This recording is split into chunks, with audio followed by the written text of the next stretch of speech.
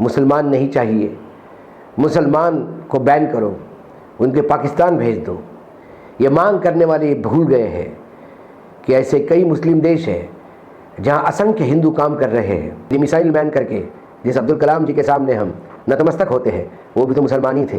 क्या उनके मिसाइल ने कभी भारतवर्ष की रक्षा करने के लिए मना किया क्योंकि वो गैर हिंदू थे और आप इसको हिंदू राष्ट्र बनाने में तुले हुए हो? यदि इसके ऊपर देश के बुद्धिजीवी मौन है, यदि इसके ऊपर संविधान को मानने वाले मौन है, यदि इसके ऊपर मीडिया मौन है, तो ये देश के लिए सबसे ज़्यादा घातक है।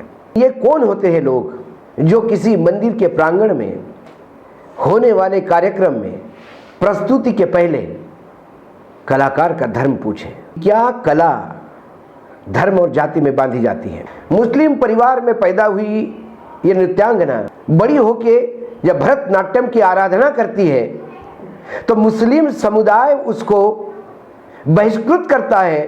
नमस्कार, स्वागत है आपका हिंद वॉइस में।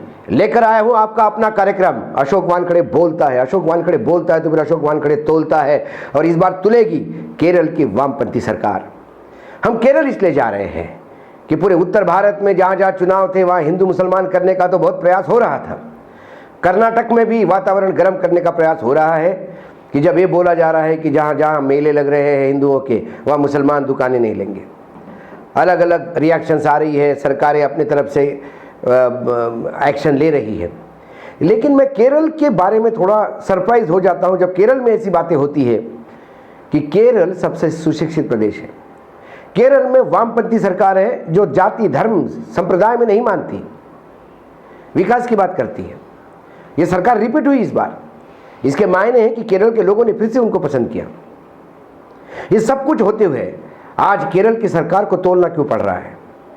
एक खबर जो चिंता का विषय बनी है। खबर यह है कि केरल में भरतनाट्यम की एक नृत्यांगना उम्र 27 साल, मनसिया वीपी नाम है उसका, पीएचडी की है भरतनाट्यम में। वहाँ पे अक्सर केरल में कई मंदिरों में साल भर आयोजन होते रहते हैं और इस आयोजन में शास्त्रीय कलाओं का प्रदर्शन भी होता है। तो ऐसा ही एक मंदिर है त्रिचूर जिले में इराडी कुंडल गांव में, और मंदिर का नाम है कुंडलमणिक्यम। उस मंदिर में जब मानसिया अपना परफॉर्म करने के लिए जा रही थी या परफॉर्म करना चाहती थी, जब मंदिर ने कहा कि हम तमाम लोगों को बुला रहे हैं परफॉर्म करने के लिए, तो मनसिया ने कहा कि मैं भी परफॉर्म करूंगी।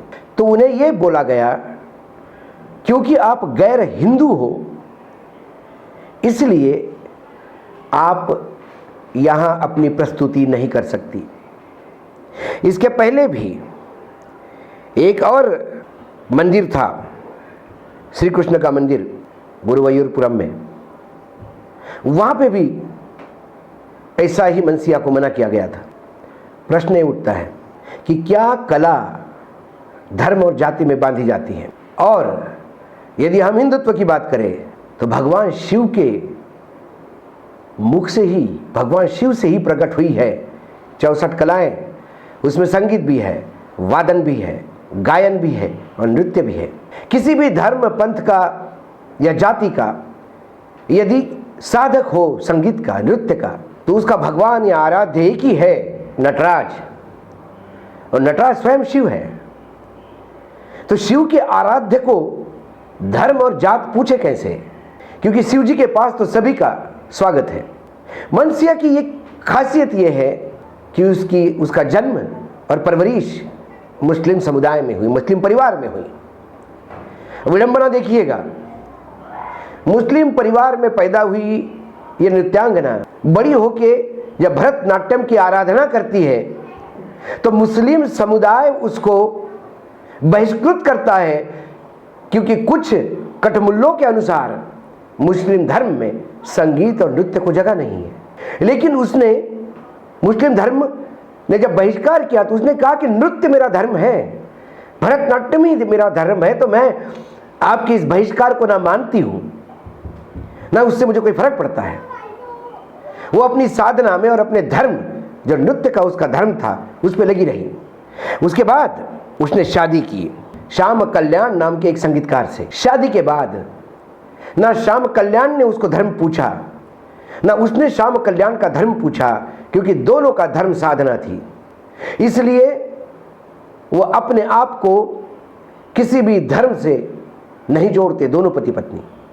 हमारे देश में हम सेक्युलर संविधान के साथ चलते हैं। धर्म को मानना न मानना यह हर भारतीय का अपनी इच्छा के अनुसार जीवन जीने का एक उसकी शैली है और वो कर सकता है। देश का संविधान उसको ये परमिशन देता है। लेकिन ये कौन होते हैं लोग जो किसी मंदिर के प्रांगण में होने वाले कार्यक्रम में प्रस्तुति के पहले कलाकार का धर्म पूछें?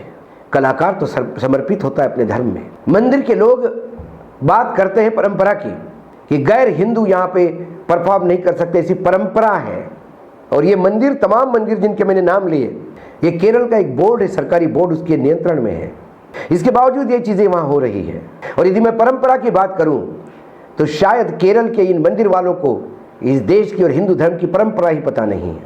क्या रसखान और ताज बीबी की रचनाएं वल्लभ पंत के कीर्तन में, या वल्लभ पंत के जो हवेली संगीत है, जो समय सुबह से लेकर शाम तक मंदिरों में कीर्तन होते हैं समय के अनुसार, क्या उन कीर्तनों में रसखान की और ताज बीबी की रचनाएं नहीं हैं?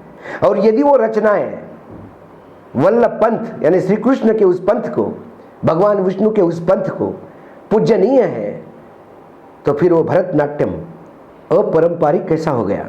याद करिए विश्वनाथ के शिव बाबा की, विश्वनाथ बाबा की काशी के, उनकी सुभाई होती थी बिस्मिल्लाह खान के सनई से। क्या सनई के सुरों ने कभी बिस्मिल्लाह का धर्म पूछा? या शिव जी ने कभी बिस्मिल्लाह खान के उस संगीत को नकारा? जिस श्रद्धा के साथ सुप्रभात करते थे शिव जी की वो संगीत के सुरों से, सनई के, उसी शिद्दत के साथ मुहर्रम में मातम भी बजाते थे। तो ना मुहर्रम ने उनको पराया किया, ना मुसलमानों ने उनको पराया किया, ना हिंदू ने उनको पराया किया, क्योंकि इनको जोड़ने वाला जो सेतु था वो संगीत था और सनई थी। ऐसे असंख्य उदाहरण मिलेंगे। क्या कोई हिंदू कव्वाल यदि किसी उर्स में नाल की प्रस्तुति करता है, नाल माने भगवान जो खुदा है, अल्लाह है, उसके सेवा में प्रस्तुत की गई, या उन्हें आप भजन का एक स्वरूप समझ सकते हो, वो पेशकश है, तो क्या वो कव्वाल हिंदू है इसलिए नाल नहीं लगा सकता? क्या कोई हिंदू किसी मज़ार पे चादर नहीं चढ़ा सकता?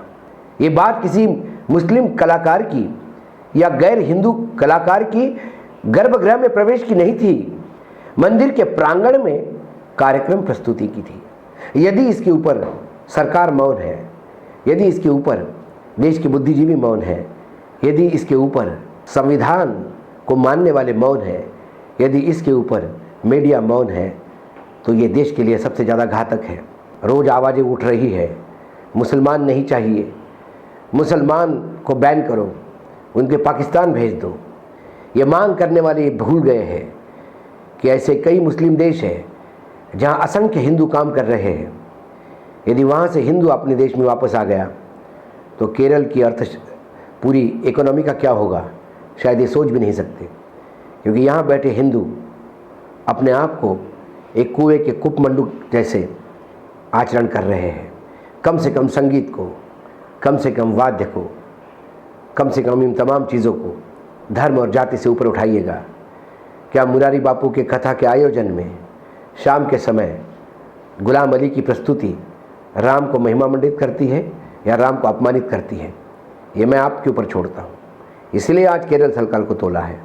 यदि आपके आसपास भी कोई घटना होगी तो पुरजोश के साथ दीजिए, कला का साथ दीजिए, प्रस्तुति का साथ दीजिए। धर्म ना पूछिएगा कलाकार की, जैसा कहते हैं जाति ना पूछे साधु की, धर्म भी ना पूछेगा कलाकार की। ना पूछिएगा उसको कि कौन से देश से आता है, किस संस्कृति से आता है। यदि रहमान का जय हो ऑस्कर दिलवाता है तो ना रहमान की जाति पूछी गई, ना जय हो शब्द का अर्थ पूछा गया। उस संगीत को लोगों ने नवाजा है। यदि मिसाइल मैन करके जिस अब्दुल कलाम जी के सामने हम नतमस्तक होते हैं, वो भी तो मुसलमान ही थे। क्या उनके मिसाइल ने कभी भारतवर्ष की रक्षा करने के लिए मना किया क्योंकि वो गैर हिंदू थे और आप इसको हिंदू राष्ट्र बनाने में तुले हुए हो? ऐसे असंख्य उदाहरण हैं ये पीड़ा पहुंचाते हैं। ये एक केरल का छोटा उदाहरण है, और मैं ये उदाहरण इसलिए मुझे ज़्यादा पीड़ा दे गया क्योंकि ये सबसे सुशिक्षित प्रदेश है। एक बात तो समझ में आ गया, ज़्यादा शिक्षा होने से या सुशिक्षित होने से सुसंस्कृत नहीं होता, क्योंकि सुसंस्कृत होना, शिक्षा पाना, ये ज़रूरी नहीं कि जो अच्छे शिक्षित हो वही सुसंस्कृत हो। क्यों कि मैं कम लिखे पढ़े लोगों को भी काशी के सुसंस्कृत मानता हूँ, क्योंकि वो बिस्मिल्लाह खान के सनई पे कभी सवाल नहीं उठाते थे। लेकिन शिक्षित केरला जब ये सवाल उठाता है तो फिर मुझे उनके सुसंस्कृत होने पे कहीं ना कहीं संदेह पैदा करता है। आज इतना ही, कल फिर आऊँगा किसी विषय के साथ। तब तक के लिए नमस्कार। देखते रहिएगा हिंद वॉइस।